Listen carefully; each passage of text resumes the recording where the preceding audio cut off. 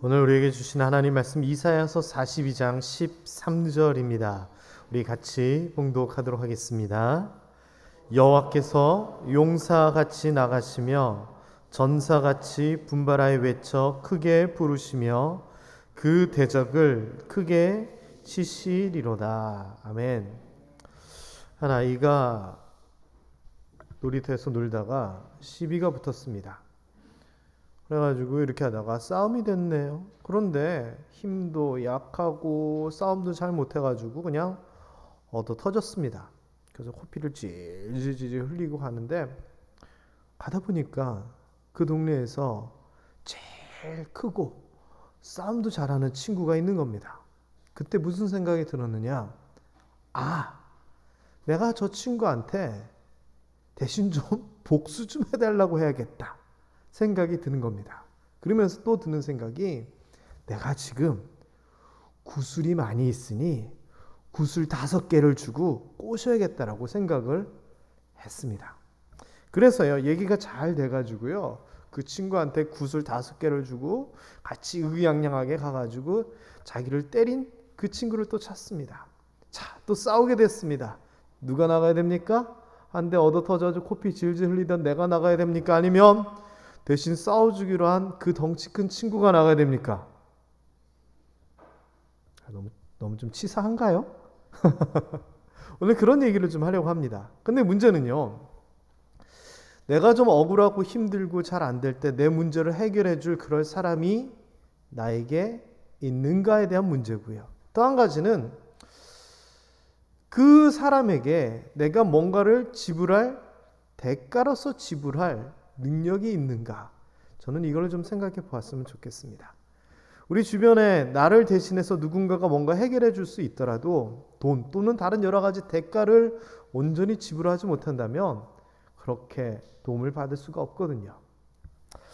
용병이라고 하는 용어가 있습니다. 용병. 용병은 고용하다 할 때 용자고요, 병사할 때의 병자입니다. 그래서 이 용병은 돈을 주고 사온 군인, 군사, 병력을 얘기하는 겁니다. 이 이야기는요, 굉장히 인류 역사에 오래전부터 있던 내용이라 그럽니다.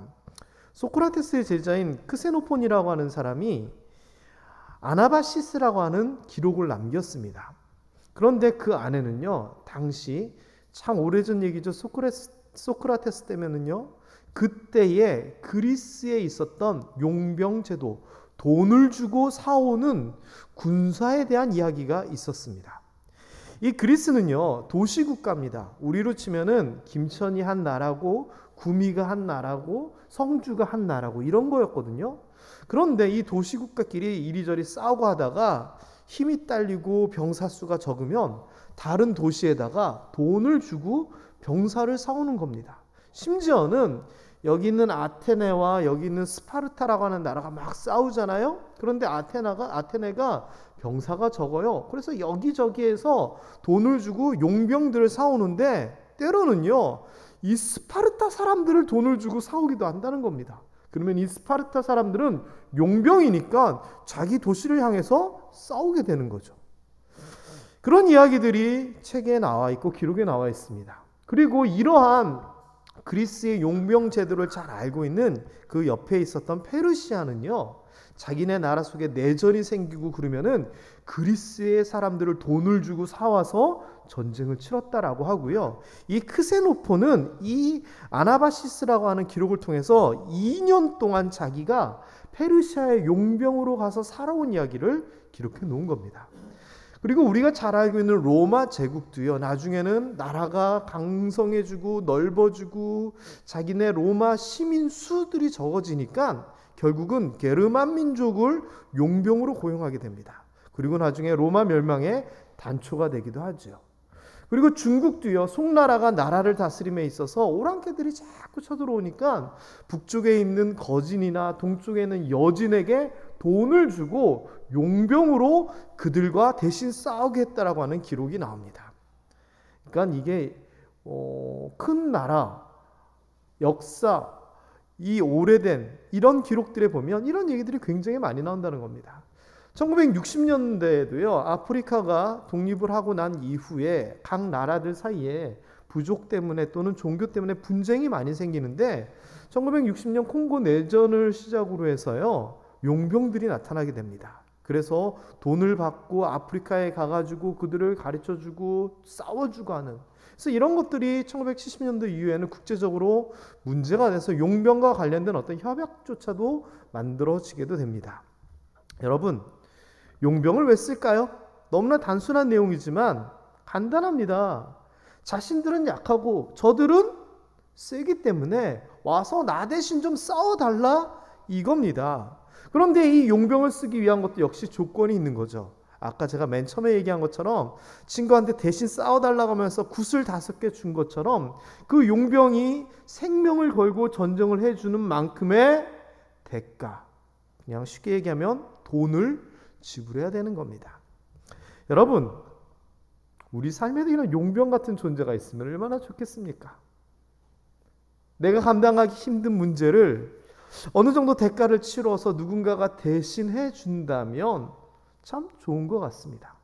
게다가 내 인생에 있어서 너무나 중요하고 귀한 일인데 또는 급한 일인데 나는 못하고, 그렇다면 내가 가지고 있는 참 많은 것을 대가를 주더라도 그런 용병 대신해서 해줄 사람을 찾을 수도 있겠다 생각이 듭니다. 여러 문제가 해결될 것 같습니다. 여러분의 건강 문제, 여러분의 무슨 사람 관계, 법의 관계, 또는 여러 진짜 크고 작은 문제, 용병이 해결해 주면 너무 좋을 것 같은데 그런 것을 도와줄 용병도 없고, 그런 나를 대신해서 그 모든 것을 목숨을 걸고 감당해 줄 사람을 위해 대가를 치러야 하는데 그 여력도 없고, 그게 우리 현실인 것 같습니다. 여러분, 구슬 5개로 그 문제를 해결할 수 있었던 그 꼬마처럼 우리도 내 수정에 있는 무언가를 가지고 내 문제를 해결할 수 있다면 얼마나 좋겠습니까만 세상은 그렇지 않은 것 같습니다. 그런데 성경에서는 우리에게도 이런 용병과 같은 대신 싸워주는 존재가 있다라고 얘기를 합니다. 오늘 본문이죠. 다시 한번 읽어볼까요? 여호와께서 용사같이 나가시며 전사같이 분발하여 외쳐 크게 부르시며 그 대적을 크게 치시리로다. 이 이사야서에서 말하는 이 싸움은요, 하나님의 싸움이 아니라 나의 인생의 싸움, 내 대적들과의 싸움에 대한 이야기입니다. 그런데 내가 싸우는 것이 아니라 나를 대신하여 하나님께서 용사같이 전사같이 싸워주신다는 겁니다. 나는 약하고 나는 싸우지도 못하는데 하나님은 그렇지 않다는 거죠. 여기서 용사, 전사라고 하는 표현은, 용사는 힘세고 용감하고 강한 사람을 얘기하는 거고요. 전사는 전쟁에 임해가지고 나아가는 사람을 얘기합니다. 특별히 여기에서 분발하다라고 하는 이 표현이 나오는데 이 표현은요, 정열적인, 열정적인 이런 표현입니다. 다시 얘기하면 나는 무서워서 벌벌벌 떨고 있지만 내 대신 누가 전쟁에 나가서 우와! 하면서 싸워준다는 거죠. 이 얼마나 고마운 일입니까? 감사한 일입니까? 내 싸움인데 하나님께서 싸워주신다니. 이사야서 42장에는요, 우리의 존재는 하나님은 용사 전사 같지만 맹인과 같다라고 이야기를 합니다. 맹인은요, 내 앞의 것을 볼 수 없습니다. 누구와 싸워야 될지도 모릅니다. 그 사람이 나에게 어떻게 하는지 나는 도저히 알아차릴 수가 없습니다. 다시 얘기하면 내 앞가림도 제대로 못한다는 겁니다. 여러분, 그런데 이 맹인과 같은 우리들에 대하여 하나님께서 뭐라고 얘기하시느냐? 우리 노란 글씨 한번 읽어볼까요? 시작. 내가 이 일을 행하여 그들을 버리지 아니하리니. 지난주 말씀 기억나시죠? 가련하고 가난한 사람을 하나님께서 버리지 아니하시고 목마르다 할 때 물 한 잔 주는 것이 아니라 아예 강을 만들어 주시는 그런 하나님에 대한 이야기를 했습니다. 맹인이 어떻게 해야 될지 모를 때 하나님께서 버리지 아니하시며 뭔가를 행하신다고 하는데 그 일이 뭐냐?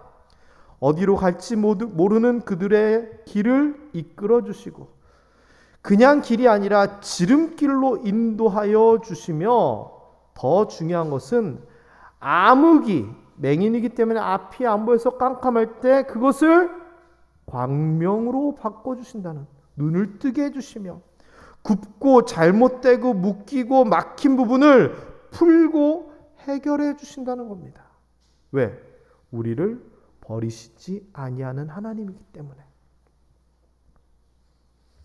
인생이 막막할 때, 답답할 때, 어떻게 될지 모를 때, 힘들 때 하나님께서 우리를 버리지 아니하시고 이렇게 이끄시고 인도해 주시는 줄을 믿으시기 바랍니다.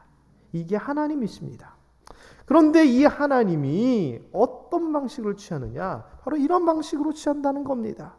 네가 나가야 될 싸움을 내가 용사같이 전사같이 나아가서 해결해 주면서 너의 문제들을 내가 해결해 주겠다라는 겁니다. 이 얼마나 감사합니까? 용병도 이런 용병이 없습니다. 대신 싸워주는 사람도 이런 사람이 없습니다. 여호사밧 왕 때도 이런 이야기가 나옵니다. 여호사밧 왕은 남유다의 참 괜찮은 왕이었습니다. 이 여호사밧 왕이 처음 되었을 때 나라를 튼튼히 했습니다. 스스로 강하게 하여 이스라엘을 방어합니다.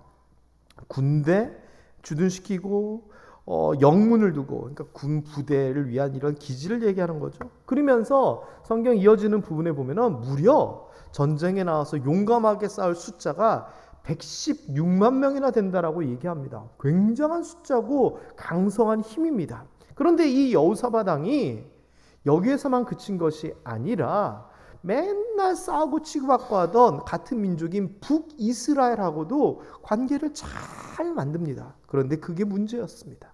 왜? 여호사밧 왕이 북위와 영광을 크게 떨쳤는데 그러면서 북이스라엘의 누구와 아합 가문과 혼인하여 인척 관계를 맺게 됩니다. 이 아합은 누굽니까? 아합? 아주 망나니 같은 왕이었죠. 아합의 부인은 누구였습니까?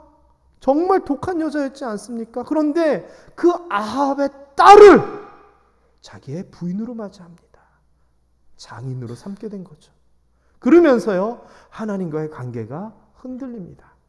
나중에 이 아합이요, 결혼하고 한 2년쯤 되고 나서요, 얘기합니다. 여호사밧 왕에게 나와 함께 길랏 라못으로 가서 우리 주변에 있는 저 아람 왕국, 맨날 우리의 골칫거리였던 아람 왕국을 우리가 먼저 공격하자, 이렇게 제안을 합니다. 그랬더니 이 여호사밧 왕이 뭐라고 얘기하냐면요, 나는 당신과 다름이 없고 내 백성은 당신의 백성이 다름이 없으니 당신과 함께 싸우리이다라고 얘기합니다. 이 말이 뭐냐? 아유, 장인 어르신이 가자면 가야죠. 내 군대가 장인 어르신 군대고 장인 어르신 군대가 내 군대고, 그러면서 아주 위험한 표현을 씁니다. 하나님과 함께 하던 다윗의 후예인 여호사밧 왕이 이제는 하나님과 함께 한다는 표현을 쓰는 게 아니라 이방신을 섬기는 아왕과 함께 하겠다고 이야기를 합니다. 결론은 어떻게 됐을까요? 완전히 박살납니다. 북이스라엘 왕은 죽게 되고요, 여호사밧 왕은요 그 와중에 겨우 도망칩니다. 게다가 도망쳐가지고 아이고 다행이다 했더니 사람들이 하는 얘기가 모압 자손과 암몬 자손들이 마온 사람들과 함께 우리를 치고자 다시 옵니다. 이 사람들이 아까 전쟁을 했던 그 아람 사람들이었거든요. 아람 사람들 입장에서는 가만히 있는 자기들을 북이스라엘 남유다가 와서 공격을 했는데 자기들이 이겼어요. 그리고 보니까 쟤네들이 형편없거든요. 이번 기회에 야 남유다 치러 가자 해가지고 주변에 있는 그 아람의 몇몇 나라들이 연합을 해가지고 지금 쳐들어오는 겁니다. 게다가 엔게디 근처 가까운 데까지 왔다는 겁니다. 여호사밧의 입장에서는요, 자기 힘이 강성하고 북이스라엘과 연대가 잘 되었고 전쟁에서 이길 줄 알았는데 오히려 전쟁은 패배하고 이제는 나라가 위급해진 상황이 되어버린 겁니다. 이때요, 여호사밧 왕이 정신을 차립니다. 하나님을 찾습니다. 하나님, 왜 그들을 징벌하지 않고 가만 놔두십니까? 우리를 치러 오는 이 무리들 우리가 대적할 능력이 없습니다. 116명은 이제 다 날아가고 능력이 없습니다. 어떻게 할 줄도 모르겠습니다. 그저 하나님만 바라봅니다. 그제서야 이럽니다. 여러분, 하나님 앞에서는요, 아무리 늦어도 늦은 게 아닌 것 같아요. 여호사밧 왕이 이렇게 얘기하니까 하나님이 선지자를 통하여 그에게 말씀을 하십니다. 야하시엘이라고 하는 레위 지파의 한 사람에게 하나님의 영이 임하여서 말씀이 선포되는데 내용은 이렇습니다. 두려워하거나 놀라지 말라. 이 전쟁은 너희에게 속한 것이 아니요 하나님께 속한 것이니라. 이 전쟁에서 너희가 싸울 필요 없고 그냥 하나님께서 하시는 걸 보기만 하여라. 아까는 아합과 함께 한다고 했지만 이제는 하나님 여호와가 너희와 함께 하리라. 이렇게 말씀이 선포됩니다. 여호사밧 왕이요, 지금은 아무것도 할 수 없는 상태에서 하나님만 바라보고 있는 상태에서 이렇게 하나님의 응답의 말씀이 선포되자 그것을 받아들이고 믿게 됩니다. 그리고 백성들을 다 불러서 이렇게 얘기합니다. 내 말을 들으라. 너희 하나님 여호와를 신뢰하라. 그리하면 견고히 설 것이다. 하나님의 말씀을 전했던 야시엘 선지자의 말을 신뢰하라. 그리하면 형통하게 될 것이다. 그러면서요, 적들을 향해 나아가게 되는데 군대 앞에다가 노래하는 자들, 찬양대를 앞세우고 나아가면서 찬양을 부릅니다. 찬양의 내용은 하나님께 감사합시다. 그의 인자하심과 그의 사랑이 영원합니다. 찬양 부르면서 나아가는 겁니다. 자, 이겼을까요? 졌을까요? 당연히 이깁니다. 이 이야기 잘 아시죠? 근데 이기는 과정이 어떻게 되는 줄 아세요? 오늘 본문하고 연관이 됩니다. 22절 23절에 보면 이렇게 나옵니다. 그 노래와 찬송이 시작될 때 여호와께서 복병을 두어, 복병은 뭐냐? 숨겨둔 군사입니다. 두다라고 하는 말은 만들다, 생성하다, 놓다라고 하는 뜻입니다. 근데 이 복병, 군대는 어느 나라 군대일까요? 어느 나라 군대일까요? 사람의 군대가 아니라 하나님의 군대입니다. 유대 백성들은 저 멀찌감치해서 싸울 생각을 안 하고 노래 부르고 있습니다. 그런데 어디선가 군대가 나타났습니다. 그리고서는 유다를 치러 온 암몬, 모압, 세일산 주민들을 막 공격합니다. 하나님의 군대입니다. 용사같이, 전사같이 그들을 무찌르기 시작합니다. 그러면서 그들을 물리치기 시작하는데 이 공격을 당하는 사람들이 생각을 해보니, 아니 유다 백성은 전쟁에 져가지고 군대는 없고 기껏해야 저쪽에서 노래 부르고 있다고 얘기를 들었는데 이 군사는 도대체 뭐냐? 야, 세일산 니네가 원래 이스라엘 유대 애들하고 좀 친하고 가까웠는데 너네가 배신한 거지, 이러면서 암몬과 모압 자손이 괜히 세일산 백성들을 쳐서 진멸합니다. 그리고서는 얘네는 아니었나 보네. 그러면 모압 너지. 그럼 암몬 너지. 그러면서 서로 싸우면서 쳐 죽였다라고 성경에서는 얘기합니다. 이스라엘 백성들은 뭘 했을까요?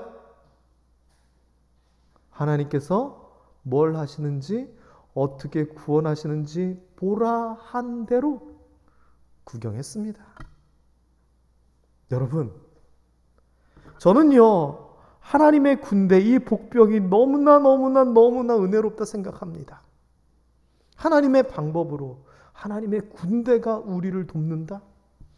내가 이길 수 없는 싸움에서 하나님이 개입하셔가지고 뭔가 일들이 이루어진다. 어떻게? 용사같이, 전사같이 하나님이 나를 대신하여. 여러분이 살아가고 있는 이 세상에서, 여러분이 싸우고 있는 그 모든 영역과 그 모든 분야에서 우리가 감당할 수 없을 때 하나님의 군대가 용사같이, 전사같이 나타나서 그들을 무찌르고 우리에게 승리를 주시기를 주님의 이름으로 축원합니다. 이 이야기는 여호사밧 왕 얘기에서만 나오지 않습니다. 북이스라엘과 남유다가 꽁냥꽁냥하면서 싸우던 때가 있었습니다. 초기입니다. 역대하 13장에 그 이야기가 나옵니다. 아비야 왕 때 여로보암, 북이스라엘 여로보암 왕이 전쟁을 일으킵니다. 아비야 왕은 왕이 된 지 얼마 안 됐던 상황이고, 여로보암 왕은 이미 전부터 북이스라엘이 갈라질 때부터 산전수전 다 겪은 그런 상황이었습니다. 아니나 다를까 전쟁이 일어나서 딱 붙어보니 유다 백성, 남유다의 군대를 북이스라엘 군대들이 포위해서 몰고 들어가는 그런 상황이 발생합니다. 남유다의 백성들과 아비야 왕은 아이고 졌다, 우리가 죽었다, 이렇게 통곡할 수밖에 없는 상황이었습니다. 자, 그때 무슨 일이 일어나느냐? 15절부터 17절에 보면 이렇습니다. 유다 사람들이 그 급박한 상황에서 소리를 지릅니다. 유다 사람들이 소리를 지를 때에 하나님이 여로보암과 온 이스라엘을 아비야와 유다 앞에서 치십니다. 유다 백성들이 유다 군대가 친 게 아닙니다. 정확하게 얘기합니다. 하나님이 치십니다. 그래서 북이스라엘들이 도망가고 거기서 전쟁에서 엎드려진 자가 50만 명이다라고 얘기합니다. 여러분, 이겁니다. 위급한 상황에서 하나님 소리 질렀더니 하나님의 군대가 나타나서 적들을 물리치는 겁니다. 우리 인생의 삶 가운데서 위급한 순간 하나님하고 불렀더니 하나님의 손이, 하나님의 사람이, 하나님의 군대가, 하나님의 방법이 나타나는 겁니다. 그런데요, 제가 이 이야기를 살펴보니까요, 그들이 하나님을 용병으로, 나를 대신하여 싸울 용병으로 쓰는 비결이 있더라고요. 하나님이라고 하는 엄청난 용병을 쓰면서 전쟁을 이길 수 있었던 비결. 일단 아까 여로보암과의 전쟁에서 아비야와 유대 백성들은 어떻게 했느냐? 읽어봅니다. 시작. 그때에 이스라엘 자손이 항복하고 유다 자손이 이겼으니 이는 그들이 그들의 조상들의 하나님 여호와를 의지하였습니다. 그 전쟁에서 하나님이 그들을 치시고 이기게 해주신 이유는 그들이 하나님 여호와를 의지하였기 때문이라. 여호사밧 왕 때 이야기를 볼까요? 여호사밧 왕이 백성들을 모아서 뭐라고 얘기했다고요? 아까 잠시 봤죠? 너희는 너희 하나님 여호와를 신뢰하라. 다시 얘기하면 급박한 상황에서 그들은 뭘 했느냐? 하나님을 의지하고 하나님을 믿고 맡겼다는 겁니다. 다른 게 아닙니다. 하나님이라고 하는 엄청난 용병, 승리를 가져다주는 용병을 쓸 수 있는 것은 물질을 드리는 것, 우리의 생명을 바치는 것, 이런 게 아닙니다. 하나님을 내 편으로 만들어 나를 대신하여 싸울 수 있게 하는 것은 다른 것이 아니라 하나님을 향한 우리의 믿음과 신뢰입니다. 그리고 하나님을 의지하는 마음입니다. 우리가 맹인이라면요, 우리 앞길을 모릅니다. 어떻게 해야 될지, 무엇을 해야 될지 도저히 알 수 없습니다. 그때 내 고집대로, 내가 가고 싶은 대로, 내 경험대로 내가 할 거야, 이러는 삶은 바보 같은 삶입니다. 우리가 우리의 앞길을 알지 못하고 우리의 삶을 해결하지 못하고 그럴 때에 용병과 같은 하나님의 도우심이 필요합니다. 그리고 그 도우심이 필요하다면 우리의 손을 이끌고 가기를 소망하시는 하나님을 신뢰하십시오. 성경에서는 아까 본 42장 16절에서 분명히 얘기합니다. 맹인과 같은 우리들을 이끌고 인도해 주신다고, 버리지 아니하신다라고 얘기합니다. 하나님은 오늘도 우리의 삶 가운데서 하나님의 방법과 하나님의 군사와 하나님의 모든 은혜로서 우리를 이끌어 가려고 손을 내미시는데, 가진 것 아무것도 없고 능력도 없고 할 줄도 모르면서 내가 하겠다고 버티고 있는 것이 우리의 모습이 아닌지 돌아보았으면 좋겠습니다. 그렇기 때문에 여러분, 아까 썼던 표현인데 아무리 늦어도 늦은 게 아닙니다. 지금이라도요, 하나님의 말씀을 들으며 손 내미실 때 손을 잡으며 하나님을 의지하고 그 인도하심에 순종하며 따라갈 수 있는 우리 되기를 주님의 이름으로 축원합니다. 그렇게 하나님을 의지하여 살 때에 이 본문 말씀, 여호와께서 용사같이 나가시며 전사같이 크게 외치며 우리의 대적들을 치시로다, 이 말씀이 여러분의 말씀, 우리의 말씀, 나의 말씀이 될 것입니다. 여러분, 하나님은 우리의 엄청난 용병이 되셔서 우리의 문제를 대신 해결해 주실 것이라는 것, 그것을 믿으며 하나님을 의지하며 살아가는 우리 모두 모함의 성도 되었으면 좋겠습니다. 이렇게 기도하면 좋겠습니다. 여러분이 무슨 일이 있을 때, 상황이 있을 때 이렇게 기도하면 좋을 것 같습니다. 대신이라고 하는 단어입니다. 대신. 용병이 대신해서 싸워주는 사람이니까 하나님, 하나님께서 나 대신 싸워주세요. 나 대신 해결해 주세요. 나 대신 되게 해주세요. 나 대신 풀어주세요. 나 대신 이렇게 해주세요. 나 대신, 나 대신, 나 대신. 이렇게 기도할 때에 이렇게 의지하는 우리를 보시고 하나님이 용병과 같은 모습으로, 용사와 전사와 같은 모습으로 우리에게 다가오실 줄 믿습니다. 기도하겠습니다. 하나님,